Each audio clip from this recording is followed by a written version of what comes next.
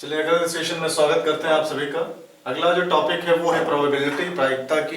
देखिए प्रायिकता में कितना पढ़ना है सवाल ये नहीं है, प्रायिकता में कितना आपके सिलेबस में है सवाल ये है ना, क्योंकि आपके सिलेबस की प्राथमिकता ज्यादा है हमें कि आपका सिलेबस कैसे रिकवर हो जाए। ठीक है, चलिए तो प्रोबेबिलिटी की अगर बात करें, प्रायिकता किसे कहेंगे, सबसे पहले डेफिनेशन की बात कर लेते हैं कि इसका डेफिनेशन कैसे जो है आइडेंटिफाई कैसे करेंगे इसका। तो देखिए प्रोबेबिलिटी का मतलब होता है पॉसिबिलिटी, पॉसिबिलिटी जिसे आप कहेंगे संभावना, है ना। क्या कहेंगे आप इसे? संभावना। मतलब ये है कि प्रोबेबिलिटी का मतलब एग्जैक्ट नहीं, संभावना कि मतलब चीजें ऐसी घटित हो सकती हैं, हुई नहीं है। क्लियर? आप जिसे आप कहते हैं बाय गेस, बाय ट्रिक, आपने थोड़ा सा अनुमान लगाया, तो अनुमान आपने जो लगाया है उसे ही आप प्रोबेबिलिटी कहेंगे, लेकिन रियल लाइफ में वो चीजें घटित नहीं हुई है। ठीक है, चलिए तो अब सवाल ये होता है कि प्रायिकता कितने प्रकार की होती है, आपको ये भी जानना जरूरी है। तो आप लिखेंगे टाइप्स ऑफ प्रोबेबिलिटी। देखिए डेफिनेशन आप इतना ही कहेंगे कि जिन चीजों की हम फ्यूचर में, भविष्य में या अगले ही पल केवल संभावना मात्र व्यक्त कर सकते हैं, ऐसे फंक्शनिंग को हम जो है प्रोबेबिलिटी, प्रायिकता या फिर पॉसिबिलिटी के नाम से जानते हैं। सही है। अब बात आती है कि टाइप्स ऑफ जो है प्रोबेबिलिटी, प्रोबेबिलिटी कितने प्रकार की होती है। आपने लिखा types of probability, types of probability मतलब प्रायिकता कितने प्रकार की। तो देखिए मुख्यतः प्रायिकता 4 प्रकार की। पहला on the basis of coin, आप कहेंगे इसे on the basis of coins. ठीक है, मतलब सिक्कों के आधार पर, सिक्कों के आधार पर। दूसरा on the basis of dies, on the basis of disc, है जिसे आप कहेंगे पासों के आधार पर, पासों के आधार पर। तीसरे की बात करें तो आप कहेंगे on the basis of card, या फिर आप लिख सकते हैं इसे ताश के पत्तों के आधार पर, ताश के पत्तों के आधार पर। और चौथा इसमें है on the basis of balls, on the basis of balls. किसके आधार पर? गेंद के आधार पर, गेंद के आधार पर। अब देखिए इसमें सवाल ये है कि इंपॉर्टेंट कौन से हैं। अगर हम कंपटीशन के बिहाफ की बात करें तो चारों ही मोस्ट इंपॉर्टेंट है, नो डाउट इसमें। हाँ, अगर मुझे जाने की संभावना की बात करें कि आपके सिलेबस में कौन सी चीजें हैं, तो केवल 2 चीजें, on the basis of coins and on the basis of dies and disc. ठीक है, तो 2 चीजें आपके सिलेबस में मौजूद हैं, 2 चीजें आपके सिलेबस में मौजूद नहीं है। तो पहला प्राथमिकता ये कि आपके सिलेबस की चीजें रिकवर करवाई जाए, है। उसके बाद जब एक बार सिलेबस आपका रिकवर हो जाएगा तो फिर हम बचे हुए पैटर्न पर किसी स्पेशल वीडियो में हम बात कर लेंगे। क्लियर है? चलिए तो सबसे पहली बात आती है, इसको समझ लेते हैं। On the basis of coins का मतलब है सिक्कों के। देखिए कभी कभी आएगा सिक्कों के यादृच, तो वो बड़ा टफ है। आप ऐसे कहिए कि सिक्कों को उछाला जाए, तो कितने प्रकार से उछाल सकते हैं? एक सिक्कों को उछाल सकते हैं, 2 सिक्के को एक साथ उछाल सकते हैं, 3 सिक्कों को उछाल सकते हैं, या फिर 3 और मोर, 3 के अतिरिक्त कई सारे सिक्के हैं जिसको हम एक साथ उछाल सकते हैं। ठीक है। On the basis of disc का मतलब है आप जब लूडो खेलते होंगे तो आप पासा फेंकते होंगे, आप देखते होंगे एक बार में केवल एक ही फलक आती है, केवल एक ही अंक आता है, कभी ऐसा नहीं हुआ 2 अंक आ जाए।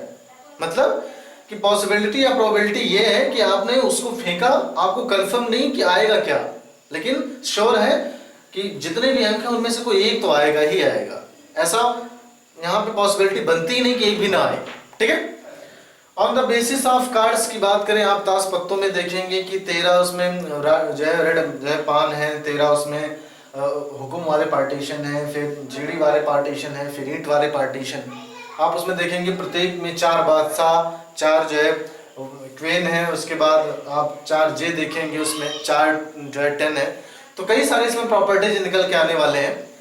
On the basis of ball से रिलेटेड कंपटीशन में प्रीवियस ईयर में क्वेश्चन बहुत ज्यादा पुट अप होते हैं, कि मैंने अगर 3 कलर के या 3 रंगों के बॉल्स लिए एक थैले में रखे, रैंडमली आपको एक थैला निकालना है, सॉरी रैंडमली आपको एक गेंद निकालनी है, तो उसके जो है लाल आने की प्रायिकता क्या हो सकती है। तो ये दोनों ही ऐसा नहीं टफ है, क्योंकि देखिए इसके लिए परम्यूटेशन पढ़ना जरूरी है, जिसे आप संचय कहते हैं, क्रमचय संचय जो भी हो, है ना। तो उसको भी हम बात करेंगे। फिलहाल आपको इन्हीं 2 फंक्शन पे बात करनी है कि अगर on the basis of coins की बात करें, सिक्कों के आधार पर करें तो क्वेश्चन कैसे निकालेंगे, on the basis of dice की बात करें तो फिर आप क्वेश्चन कैसे काउंट करेंगे। ठीक है, ये दोनों अहम है और इन्हीं दोनों पर हम डिस्कस करेंगे। ठीक है, चलिए आते हैं पहले टॉपिक पर। आइए इसमें देख लेते हैं on the basis of coin, सिक्कों के आधार पर। लेकिन उससे पहले हम ये समझते हैं कि देखिए आपने पढ़ा होगा, जिन बच्चों ने हाई स्कूल में मैथमेटिक्स पढ़ा होगा उन्हें इस चीज का आइडिया होगा। 9th या 10th में अगर आप बिल्कुल पढ़ के आए हैं, मैथमेटिक्स का डिवीजन रहा होगा तो डेफिनेट नो डाउट, और अगर नहीं भी रहा होगा तब भी आपने कहीं ना कहीं सारी चीजों को देखा होगा स्टैटिस्टिक्स में। देखिए मैंने लिखा 10 ऑफ फैक्टोरियल, देखिए इसे कहते हैं फैक्टोरियल। अब हिंदी रूपांतरण तो इसका नहीं, फैक्टोरियल 10 ऐसे पढ़ा जाएगा। इंग्लिश में कोई समस्या नहीं है, आप आगे को पीछे कर दीजिए, पीछे को आगे कर दीजिए, नो डाउट। आप इसे कहेंगे फैक्टोरियल 10। अब आपसे पूछा जाए फैक्टोरियल 10 का विस्तार रूप लिखिए, मैंने कहा फैक्टोरियल 10 का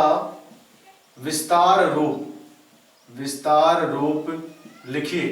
ठीक है, मैंने कहा फैक्टोरियल 10 का विस्तार रूप लिखिए। देखिए कैसे लिखेंगे, आप ऐसे इसे लिख सकते हैं 10।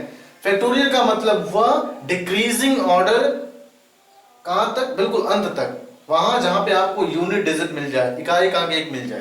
तो आपने लिखा 10 गुणे 9 गुणे 8 गुणे 7 गुणे 6, सॉरी ये 5 4 3 2 और 1, ये तो हो गया विस्तार रूप किसका, फैक्टोरियल 10 का। अब देखिए फैक्टोरियल 2 तरीकों से बनता है, आप इसे फैक्टोरियल 10 ऐसे भी लिख सकते हैं, आप इसे फैक्टोरियल 10 ऐसे भी लिख सकते हैं। तो इस चीज को लेकर परेशान होने की जरूरत नहीं, ये क्या बन गया, दोनों का मीनिंग सेम है ना। बुकों में प्रायः आपको फैक्टोरियल 10 इस रूप में मिलेगा, और अगर आप कंपटीशन की बुकें देखेंगे तो आपको जो है फैक्टोरियल 10 इस रूप में मिलने वाला है, या स्टैटिस्टिक्स की स्टैंडर्ड बुक देखेंगे तो आपको फैक्टोरियल इस रूप में मिलने वाला है।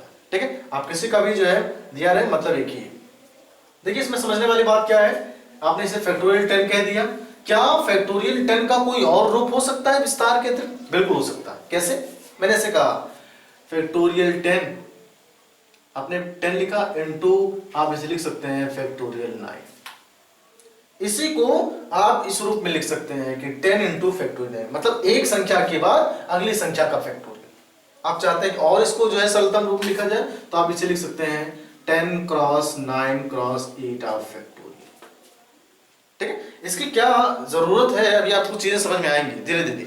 ठीक है, अब आप चाहते हैं नहीं और स्टेप थोड़ा सा आगे बढ़े तो आप इसे लिख सकते हैं 10 cross 9 cross 8 cross 7 cross 6 cross 5 cross factorial 4। ऐसा नहीं हमने यहां रोक दिया, इसलिए मैंने किया कि आपको डाउट ना हो कि जो है फंडामेंटल कहां से क्लियर हो सकता है इसका। ठीक है, तो आपने फैक्टोरियल 4 यहां मान लिया, कोई दिक्कत आपको है नहीं। अब थोड़ा सा इसमें बदलाव करते हैं क्वेश्चन में। मैंने कहा कि फैक्टोरियल 10 बटे फैक्टोरियल 5 का मान बताइए। आप आपसे मैंने कहा कि फैक्टोरियल 10 बटे फैक्टोरियल 5 का आप मान बताइए, कैसे निकालेंगे? क्या मैंने क्या कहा कि समय की बाउंडेशन है, समय पे काम करना आपको आना चाहिए। ऐसा नहीं कि आपके पास जो है टाइम है नहीं, आप घंटा भर लगा रहे हैं कि क्वेश्चन में, वो दिक्कत हो जाएगी आपके लिए। कैसे निकालेंगे? मैंने लिखा 10 क्रॉस 9 क्रॉस 8 क्रॉस 7 क्रॉस, अगर मैं पूरा लिखता तो भी नीचे पूरा लिखना पड़ता, मिनिमम 10 सेकंड तो आपके बढ़ ही जाते, उसको बचाना है। तो मैंने 6 के बाद फैक्टोरियल 5 को ऐसे लिख दिया, कोई समस्या नहीं। और नीचे भी है फैक्टोरियल 5, इसका मतलब यहां से कैंसिल आउट, इसका आपस में गुणा करते हैं आपका आंसर। ठीक है, तो अभी यहां इसकी क्या जरूरत है, ये चीज आपको नहीं समझ में आएगी। आप थोड़ा सा डेप्थ में चलेंगे, जब कंपटीशन लेवल हम लेके चलेंगे तो वहां पे इसके थोड़े से रूल बढ़ जाते हैं। अच्छा, थोड़ा सा और कैलकुलेशन देख लेते हैं इसका। मैंने कहा कि मैं लिखता इसमें 10 अपान, देखिए फैक्टोरियल 10 अपान फैक्टोरियल 4 और यहाँ पे फैक्टोरियल 2। मैं थोड़ा सा इसको और छोटा कर देता, मैं इसे लिखता फैक्टोरियल 6, अब आपसे कहा गया फैक्टोरियल 4 और बटे फैक्टोरियल 2। इसकी वैल्यू निकालिए, कैसे निकालेंगे? यहाँ पे देखिए मैंने लिखा 6 गुणे 5, मैक्सिमम 4 अंक है तो आप इसे लिखते 4 फैक्टोरियल, हो गया। नीचे फिर आप लिखते 4 फैक्टोरियल और यहाँ पे गुणे 2 फैक्टोरियल। देखिए 4 फैक्टोरियल कैंसिल आउट हो जाता, 2 फैक्टोरियल को और ब्रेक करते तो फैक्टोरियल 2 का मतलब 2 गुणे 1, ये तो हुआ घटता हुआ क्रम, इकाई का अंक आ गया, काम खत्म आपका। 2 तिया 6 और 5 तिया 15, तो कुछ इस प्रकार से इसकी वैल्यू आती है। सही है, तो इस चीज का ध्यान रखिएगा कि परम्यूटेशन, ये क्रमचय और संचय में इन सारी चीजों को बड़े अच्छे से बताया गया है। आपके पास अगर बुक उपलब्ध है तो वहां से भी जाके चीजों को देखें, लेकिन मानिए आपको चीजें जो है पढ़ने में बड़े जो है मजे आएंगे आपको। ठीक है, इतना क्लियर हो गया। आते हैं अपने जो है टॉपिक पर। On the basis of coins की बात करें, अगर हमें प्रोबेबिलिटी कंसीडर करना है तो देखिए सबसे पहले तो आपको ये पता होना चाहिए कि अगर एक कॉइन्स आप कंसीडर कर रहे हैं, अगर एक कॉइन आप ले रहे हैं तो उसमें एक हेड होगा और एक टेल होगा। मतलब अब हिंदी तो जो भी हो इससे कोई फर्क नहीं पड़ता, हमें हेड टेल से ही लगाना है। मतलब एक सिक्के में एक हेड होंगे एक टेल होंगी। अब सवाल ये फंसता है, सिक्का आपने उछाला यादृच्छिक किया तो आपने देखा कि उसमें हमें नहीं कंफर्म है वो हेड आएगा कि टेल आएगा। कब तक? जब तक कॉइन बिल्कुल जो है वो पैरेलल नहीं हो जाता पृथ्वी के गिर के, है ना। तो समस्या इसमें यही है कि आपको अंदाजा लगाना है कि आपने प्रथम बार किया तो हेड भी आ सकता है, टेल भी आ सकता है। दूसरी बार आपने किया फिर हेड आ सकता है, टेल आ सकता है। तो कई सारे क्वेश्चन इसमें बन के आएंगे। देखिए अगर हम कॉइन्स की बात करें तो हम 3 कैटेगरी कॉइन्स के लेंगे। पहला, जब आप केवल और केवल एक सिक्का उछाल रहे हो, जब आप केवल और केवल 2 सिक्के उछाल रहे हो, और जब आप केवल और केवल 3 सिक्के उछाल रहे हो, तो तीनों ही कंडीशन में प्रोबेबिलिटी क्या होनी चाहिए? हेड या टेल आने की। ठीक है, तो पहला हम पहला कॉइन्स ले लें। आपके सिलेबस में पहला और 2 है। तीसरा कॉइन्स इसलिए बताया जा रहा है क्योंकि प्रोबेबिलिटी में कभी ये नहीं कहा गया कि आपका सिलेबस सीमित है। प्रोबेबिलिटी में क्वेश्चन कहीं से पुट अप होगा, साबित नहीं कर पाएंगे आपके सिलेबस में चीजें हैं या नहीं है। ठीक है, चलिए, तो मैंने कहा कि अगर हम एक सिक्के को उछालें, सिक्कों के आधार पर आपने लिया, मैंने कहा अगर एक सिक्के को यादृच्छ किया जाए या फिर उछाला जाए तो हेड आने की प्रायिकता बताइए। हेड आने की प्रायिकता बताइए। देखिए ये क्वेश्चन है नॉर्मल सा। मैंने कहा कि अगर एक कॉइन्स है, अगर मैंने एक कॉइन्स लिया, ये आपका कॉइन हो गया, और अगर आप इसको यादृच्छ कर रहे हैं, उछाल रहे हैं, तो या फिर हेड आएगा या फिर टेल आएगा। मतलब स्पेशल जो कंडीशन है वो 2 ही है, या फिर हेड आएगा या फिर टेल आएगा। 2 कंडीशन आपके बन गए। ठीक है, तो देखिए अगर आपको इसमें प्रोबेबिलिटी निकालनी है, जिसे हम देखिए प्रोबेबिलिटी को हम दिखाएंगे यहाँ पे P ऑफ E, जिसे आप कहेंगे प्रोबेबिलिटी। N ऑफ E का मतलब है कि नंबर ऑफ एलिजिबिलिटी।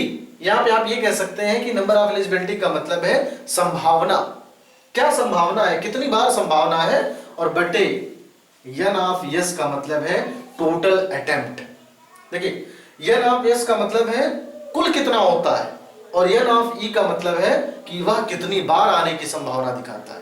देखिए इसकी हिंदी लैंग्वेज बड़े टफ है ना। हम कोशिश कर रहे हैं इंग्लिश लैंग्वेज से ही चीजें आपको समझाई जाए। देखिए अब जैसे यहां पे अगर आपको कहना होता है N S क्या है, तो आप देखिए यहां से कितनी कुल संभावनाएं बन रही हैं, केवल और केवल 2 संभावनाएं। तो कुल की जगह पर NX की जगह पर आप लिखेंगे 2। ठीक है, हेड आने की प्रायिकता कितनी है? केवल 1 बार। अगर आप पहली बार उछाल रहे हैं तो फिर या फिर हेड आएगा या फिर टेल आएगा। इसका मतलब यह है कि अगर आप पहली बार उछाल रहे हैं तो हेड आने की संभावना कितनी बार है? 1 बार है। तो आप लिखेंगे 1/2। ये हो गया प्रोबेबिलिटी ऑफ द फंक्शन, ये आपका आंसर। तो समझते हैं इसे। इसका मतलब है N ऑफ E की बात अगर करें तो आप ये देखिए, इसमें आप कहेंगे कुल संभावना।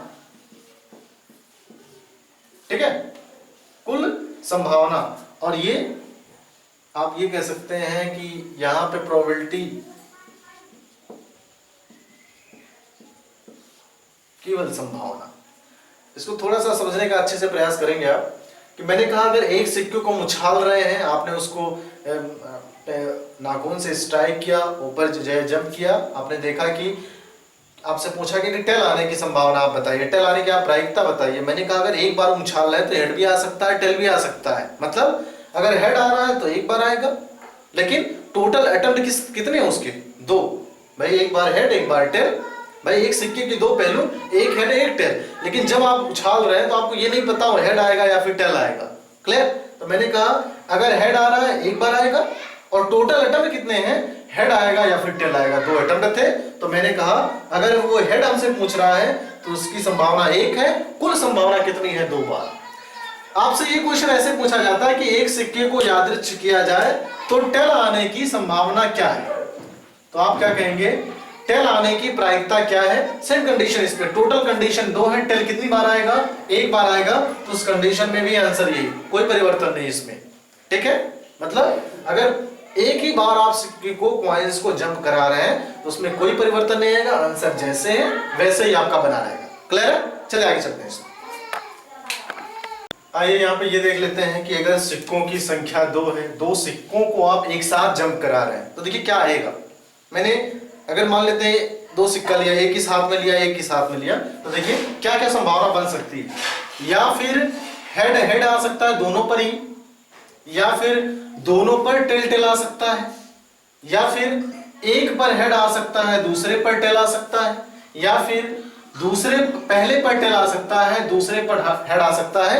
इन 4 फंक्शन के अतिरिक्त 2 कॉइन्स को उछालते समय और कोई कंडीशन नहीं बनेगी। ठीक है? फिर से मैंने कहा अगर 2 सिक्का लिया आपने, एक इसको हाथ में एक ही साथ में, दोनों को एक साथ स्ट्राइक किया, तो हो सकता है दोनों पर हेड आ जाए, हो सकता है दोनों पर टेल आ जाए, हो सकता है एक पर हेड आए एक पर टेल आए, या फिर हो सकता है एक पर जो है पहले वाले पर टेल हो जाए, इस बार दूसरे वाले पर हेड हो जाए। ठीक है?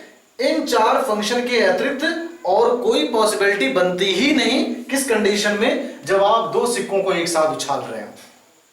ठीक है? अब इतना तो हो गया आपका जो है कंसिडरेशन।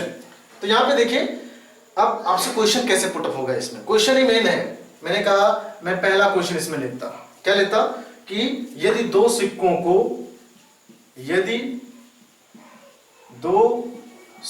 को एक साथ फेंका जाए या एक साथ यादृच्छिक किया जाए, एक साथ फेंका जाए तो दोनों पर हेड आने की प्रायिकता बताइए।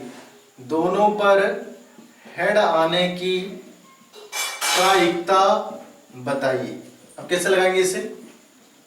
देखिए चीजें आसान है। मैंने क्या कहा, आप नोटेशन याद रखिए कि P ऑफ E का मतलब है प्रोबेबिलिटी ऑफ द फंक्शन। क्या होगा? कुल अटेम्प्ट, कुल संभावना और ऊपर रिलेटेड संभावना, आपको जो निकालनी है उसकी संभावना। ठीक है? देखिए कैसे देखेंगे। कुल संभावना का मतलब है कि 2 सिक्कों को जितनी बार भी उछालेंगे आपको मिलना यही है।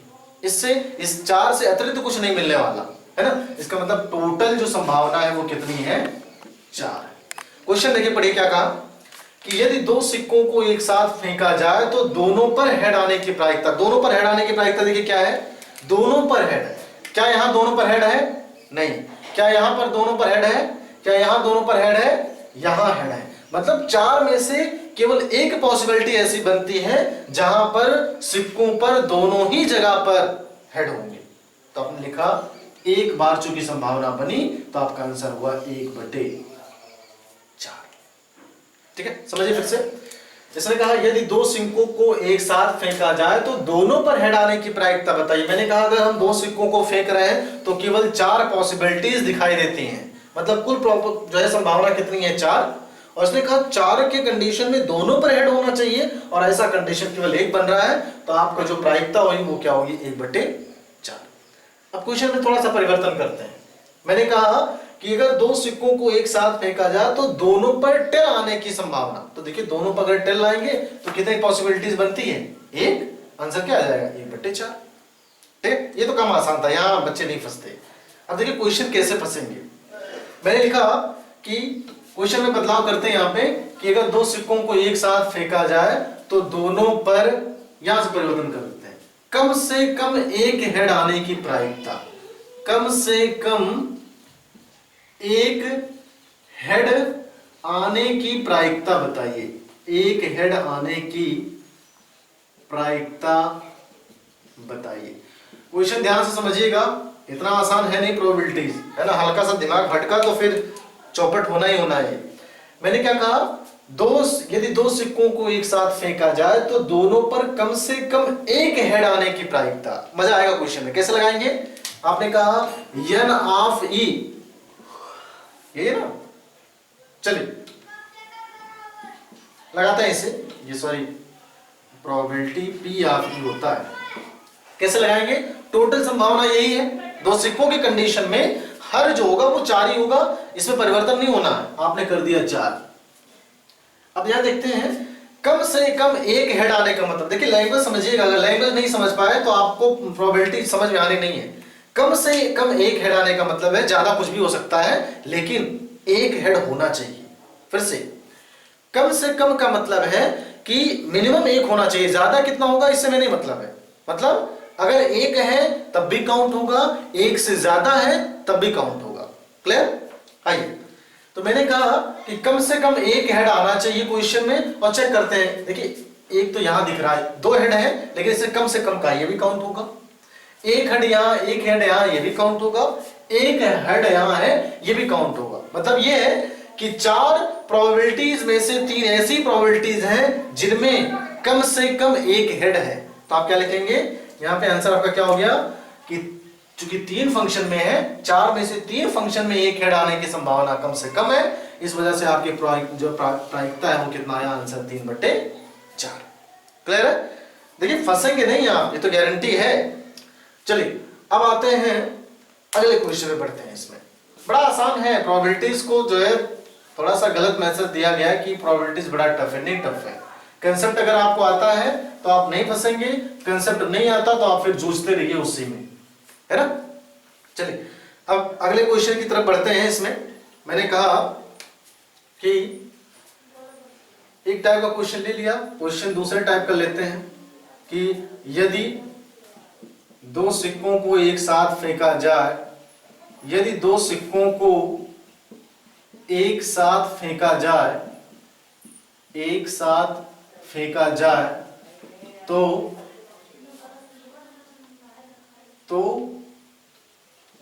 एक पर भी हेड ना आने की प्रायिकता, एक पर भी हेड ना आने की प्रायिकता बताइए। देखिए क्वेश्चन की लैंग्वेज चेंज हो सकते हैं, फंडामेंटल सेम है। इसने क्या कहा कि यदि 2 सिक्कों को एक साथ फेंका जाए तो एक पर भी हेड ना आने की प्रायिकता। मतलब एक पर भी का मतलब क्या है कि 2 पर तो नहीं होना चाहिए लेकिन एक पर भी नहीं होना चाहिए। तो मैंने कहा कि अगर टोटल पॉसिबिलिटीज की बात करें तो 4 है, एक पर भी हेड नहीं होना चाहिए। देखिए यहां हेड है, यह सब कंसिडर नहीं होगा, यहां हेड है ये नहीं होगा, यहां हेड है ये नहीं होगा। ठीक है, इसका मतलब है एक बचा जिस पर दोनों पर ही हेड नहीं है, तो उस कंडीशन में आप लिखेंगे 1/4। ये हो गया आपका आंसर। प्रीवियस क्वेश्चन की तरह था लेकिन प्रॉपर्टी थोड़ी सी बदली हुई। क्लियर है। चलिए आगे चलते हैं। इसमें ये देख लेते हैं। ये देखिए कुछ क्वेश्चन है कि अगर 2 सिक्कों को उछाला जाए तो पहला क्वेश्चन ये है कि अधिक से अधिक एक हेड आने की प्रायिकता। तो पहले 4 कंडीशन लिख लेते हैं। कौन कौन से कंडीशन थे, दोनों पर हेड एक बार दोनों पर टेल, एक बार हेड टेल और एक बार टेल हेड।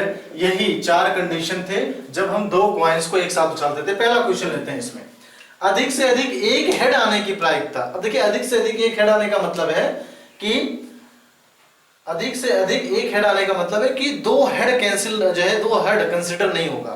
देखिए थोड़ा सा क्वेश्चन उलझा रहा, स्टेटमेंट ही फंसाएगा। अधिक से अधिक एक हेड आने की प्रायिकता का मतलब है कि अधिक से अधिक एक रहे या फिर रहे ही ना, अधिक से अधिक एक रहे या फिर रहे ही ना, ये दोनों ही कंसीडर होंगे। लेकिन अगर एक से ज्यादा हेड हुआ वो कंसीडर नहीं होगा।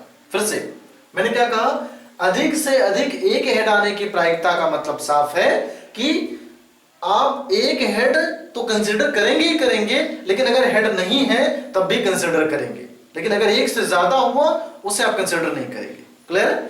इसका मतलब है अधिक से अधिक एक हेड है, देखिए यहां 2 हेड है तो ये काउंट नहीं होगा, यहां 1 हेड है ये काउंट होगा, यहां 1 हेड है ये काउंट होगा, लेकिन इसने क्या कहा है, अधिक से अधिक एक हेड होना चाहिए, मतलब जिसमें हेड नहीं रहेगा वो भी काउंट होगा।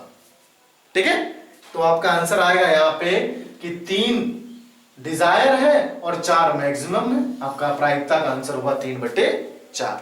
आप क्या कहेंगे, प्रायिकता का मतलब कि दी हुई संभावना बटे कुल संभावना, दी हुई संभावना बटे कुल संभावना, या दिखाई देती हुई संभावना बटे कुल संभावना। आइए दूसरा क्वेश्चन देखते हैं। इसने कहा कि अधिक से अधिक 2 हेड आने की प्रायिकता। अब देखिए मामला फंस रहा है, स्टेटमेंट जिसने समझ लिया मेरी गारंटी वो नहीं फंसेगा, जो स्टेटमेंट फंसा वो नहीं लगा पाएगा।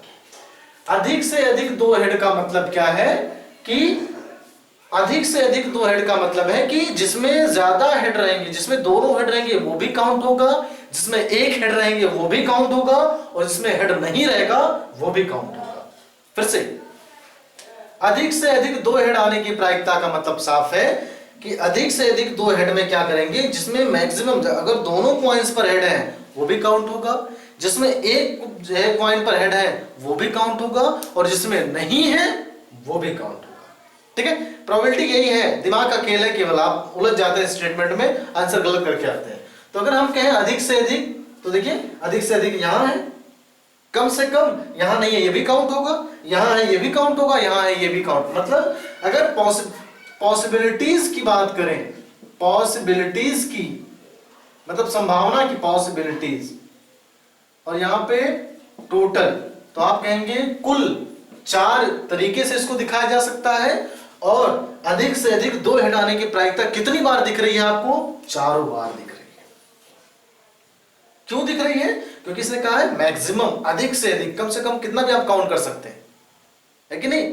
मैंने कहा कि जो है पुलिस की जो है भर्ती में आपको मैक्सिमम 29 साल तक लेने हैं, तो इसका मतलब एक डिजायर लिमिट से आप अगर 18 साल के हो गए तो 18 से 29 तक आप काउंट होंगे। सेम कंडीशन यहां पे कि जहां पे इसकी इनिशियल स्टेज है वहां से आप पूरा काउंट करेंगे, कहां तक, मैक्सिमम तक। सही है, ये हो गया आपका आंसर। 4/4 कैंसिल आउट करते, ये हो जाता आपका आंसर। सही है, चलिए आते हैं एक सिक्को की कंडीशन में, जब एक स्पेशल कंडीशन मेंशन हो जाए क्वेश्चन। चलिए आते हैं, चलिए इस क्वेश्चन को देख लेते हैं। ये काफी बेहतरीन क्वेश्चन है, सीपीओ एसआई 2015 में पूछा गया क्वेश्चन। देखिए ये क्या लिखा है, एक सिक्के को 4 बार उछाला जाता है तो 4 हेड और 2 टेल प्राप्त करने की कुल कितनी विधियां होंगी। अब सवाल फंसता हुआ नजर आ रहा है, क्यों नजर आ रहा, क्योंकि ये लिमिट से ऊपर है, नॉर्मल कंसिडरेशन से कहीं ज्यादा ऊपर क्वेश्चन है, यहां पे आप कैलकुलेशन आसानी से नहीं कर सकते इसका। ठीक है, अब सवाल ये होता है कि लगाना कैसे है। तो देखिए अगर लगाने की बात करें तो आप पहले देखेंगे कि कुल कंडीशन लाने कितने हैं। तो आप कहेंगे अगर हम कुल कंडीशंस की बात करें, कुल कंडीशंस की बात करें, इसने कहा कि ये देखिए यहां पे एक सिक्के को 4 बार उछाला गया। अब 4 बार उछाला गया तो 4 नेसेसरी कंडीशन बनेंगे, तो 4 हेड और 2 टेल प्राप्त करने की कुल कितनी विधियां हैं। यहां पर जो उछालने की बात की गई क्वेश्चन में वो भ्रमित करने वाला है।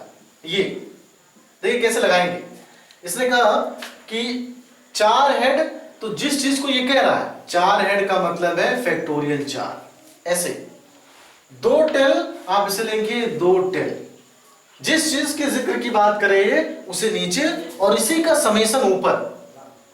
फिर से आप क्या करेंगे, जो पूछ रहा है 4 पूछा 4 कर दिया, 2 पूछा 2 कर दिया, अब इन दोनों को जोड़ लीजिए 4 2 6 फैक्टोरियल के रूप में। अच्छा यहां से आपको अगर नहीं समझ में आया, देखिए दूसरा मेथड इसका क्या समझने का, आप कहेंगे कि कुल कितनी विधियां चाहिए, 4 और 2, आपने कहा 6 विधियां चाहिए। फैक्टोरियल 6 कर दिया, फार्मूला क्या होता है, अब एक्चुअल में टेल कितना चाहिए, देखिए ये 4 और 2 यहां से तो मैंने बता दिया आपको कि 4 2 कर लीजिए, लेकिन वो अगर रियल फार्मूले की बात करें, रियल एनालिसिस की बात करें कैसे निकालते हैं, तो आप टोटल विधि ले लीजिए, 4 और 2 6 हो गया। ठीक है, किसी एक को लिखिए, टेल को मैंने लिखा फैक्टोरियल 2, यहां का जो है यहां की अगर वैल्यू की बात करें तो आप लिखेंगे 6 - 2 फैक्टोरियल, तो यहां से ये वैल्यू आती है। अब चूंकि आपको इतना प्रपंच ना करना पड़े क्वेश्चन में, इसलिए मैंने शॉर्ट फॉर्म इस्तेमाल किया कि 4 हेड इसने कहा था, हेड नीचे कर दिया, 2 टेल कहा था, 2 टेल कर दिया, दोनों को जोड़ दिया, फंक्शन ऊपर आ गया। ठीक है, इसको सॉल्व करने की बात करें क्वेश्चन में कैसे लगाएंगे। फैक्टोरियल 6 को कहां तक ब्रेक करेंगे, फैक्टोरियल 4 तक, पूरा ब्रेक करने की जरूरत नहीं। तो आपने लिखा 6 गुणे 5 गुणे 4 फैक्टोरियल बटे 4 फैक्टोरियल और गुणे 2 फैक्टोरियल। कैंसिल आउट करिए, क्या चीजें कैंसिल आउट हो रही, देखिए 4 फैक्टोरियल से 4 फैक्टोरियल कैंसिल आउट, आप इसे लिखेंगे 6 गुणे 5 और फैक्टोरियल 2 का मतलब है 2 गुणे 1। देखिए 2 तिया 6 और 5 तिया 15। इसका मतलब आप ये कह सकते हैं कि अगर एक सिक्के को 4 बार उछाला गया तो उसमें 4 हेड और 2 टेल आने की जो कुल विधियां होंगी वो कितनी होंगी, 15। इसका मतलब है 15 बार 4 बार हेड और 2 बार टेल आएगा। किस कंडीशन में, अगर आप सिक्के को 4 बार उछाल रहे हैं तो, या इतनी विधियों से ये चीजें आ सकती हैं। क्लियर है। देखिए इसमें मेन कंडीशन ये है कि आपको ये चीज समझ में आना चाहिए, ये पैरा समझ में आना चाहिए। और देखिए इसको समझने में कुछ नहीं था, मैंने कहा 4 हेड 2 टेल नीचे कर दिया, 4 हेड 2 टेल और दोनों को जोड़ दिया ऊपर 6। आपने इसको सिंप्लीफाई कर लिया, 15 आ गया, वो आपका आंसर। क्लियर है। चलिए आते हैं अगले क्वेश्चन पे। चलो इस क्वेश्चन को देख लेते हैं, बढ़िया क्वेश्चन है। फिर से मैंने पैटर्न चेंज कर दिया क्वेश्चन का। इसने लिखा एक सिक्के को 200 बार उछाला जाता है जिससे 114 बार हेड और 86 बार टेल प्राप्त होता है। यदि एक सिक्के को रैंडमली उछाला जाए या उछाला जाता है तो एक हेड आने की प्रायिकता और दूसरा क्वेश्चन है एक टेल आने की प्रायिकता। तो क्वेश्चन में है कुछ नहीं, इतना बड़ा है देख के डर लगता है आपको केवल। यहां देखिए एक शब्द का इसने इस्तेमाल किया रैंडमली, अकेले, है ना, ओरली। रैंडमली का मतलब है कि 20 लोग खड़े, मैंने रैंडमली किसी को उठा लिया या किसी को मैंने रैंडमली किसी से क्वेश्चन पूछ लिया, ऐसे। तो इसने कहा एक सिक्के को 200 बार उछाला गया जिसमें 114 बार हेड। अब देखिए क्वेश्चन में सारी चीजें मेंशन है, एक हेड आने की प्रायिकता। अगर 114 बार हेड है, टोटल अटेम्प्ट 200 है, इसका मतलब अगर 114 में हम 200 से भाग दे दें तो हमें यह पता चल जाएगा कि एक हेड आने की प्रायिकता क्या है। सही है।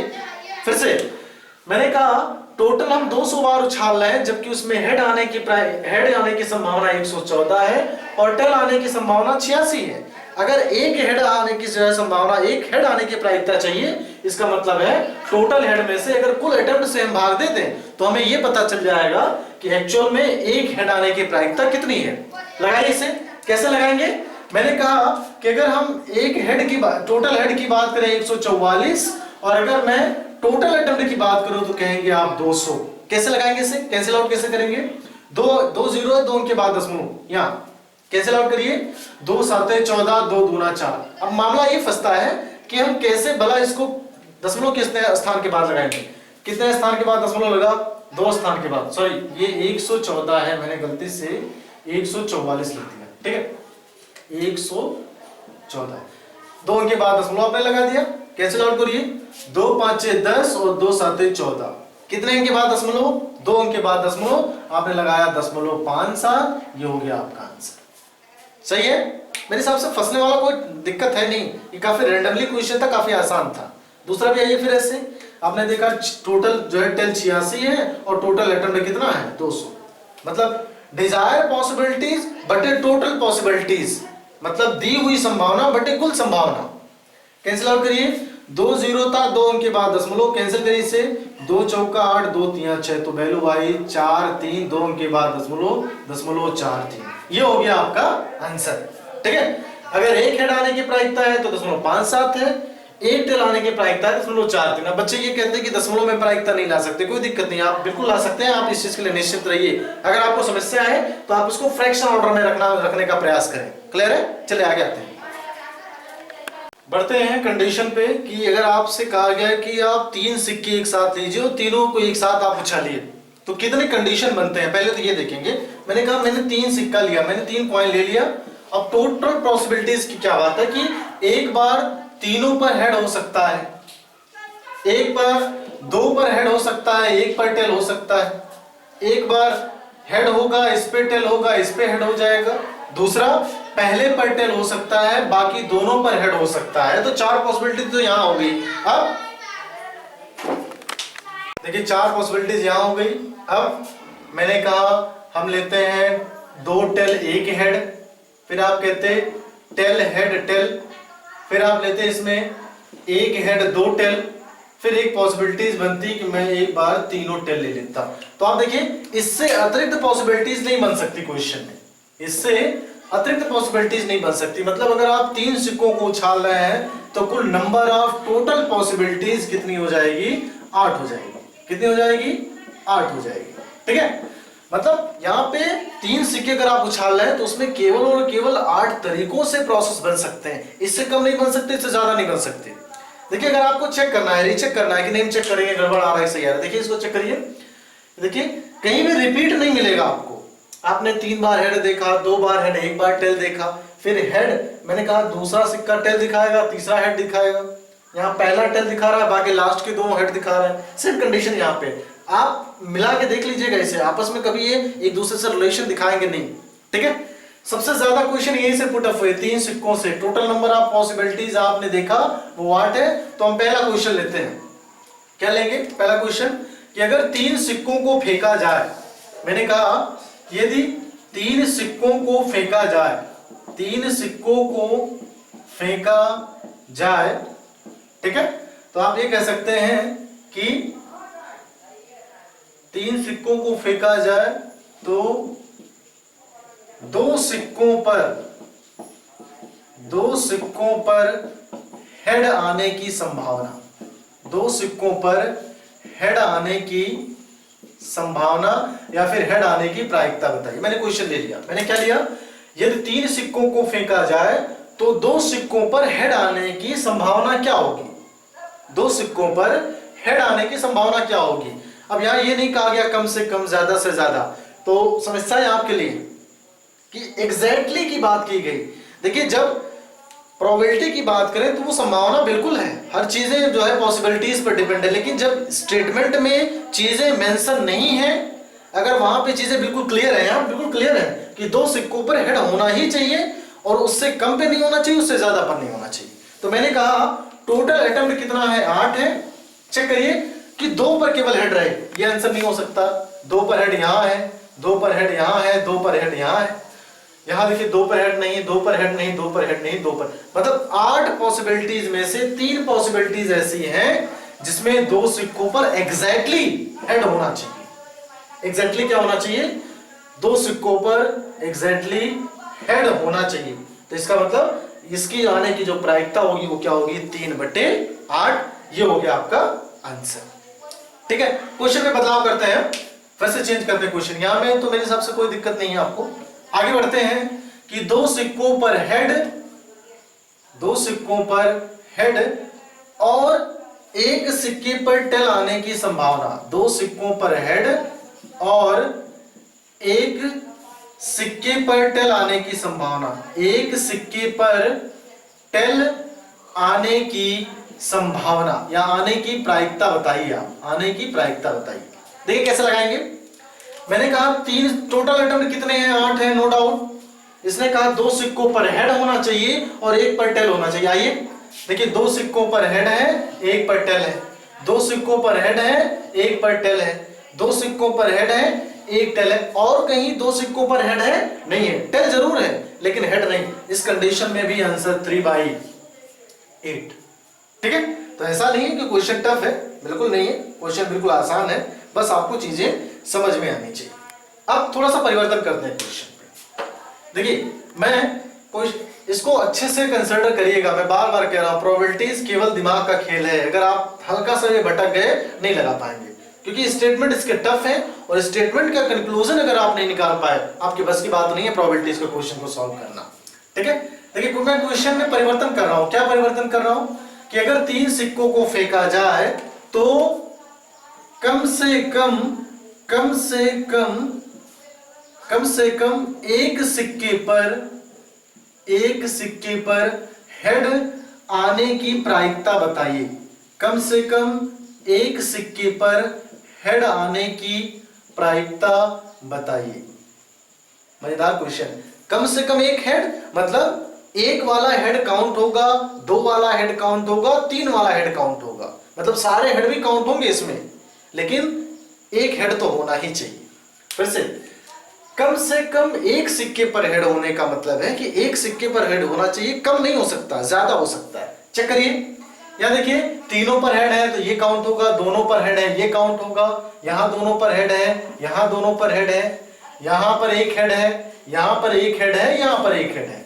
मतलब 8 पॉसिबिलिटीज में से 7 ऐसी पॉसिबिलिटीज हैं जहां पर कम से कम एक सिक्के पर हेड है। इसका मतलब है टोटल अटेम्प्ट कितना है, 8 है, और 7 ऐसे अटेम्प्ट हैं जिन पर एक सिक्के पर केवल और केवल क्या है, हेड है। ठीक है, तो ये क्वेश्चन में जरा सा भी दम नहीं है। आप चीजों को लेके भले परेशान हो कि नहीं क्वेश्चन टफ है, जरा सा भी नहीं, चीजें बिल्कुल आसान है और आपके जो है फेवर में है। आप चीजों को निकाल लीजिए, 3 तक ही पूछा गया, 3 से ज्यादा कैसे लगाया जाएगा उसको हम बाद में डिस्कस करेंगे, लेकिन आप 1 सिक्का 2 सिक्का 3 सिक्के के जो कंसेप्ट है बिल्कुल आसान है और आप उसको कहीं ना कहीं से बिल्कुल ऐसे कंसिडर कर लीजिए। अब देखिए फंसेंगे नहीं कहीं भी। मैं एक क्वेश्चन और इसमें जो है चेंज कर लेता हूं। मैंने कहा कि अगर 3 सिक्कों को फेंका जाए तो ज्यादा से ज्यादा 2 सिक्कों पर हेड आने की प्रायिकता, तो ज्यादा से ज्यादा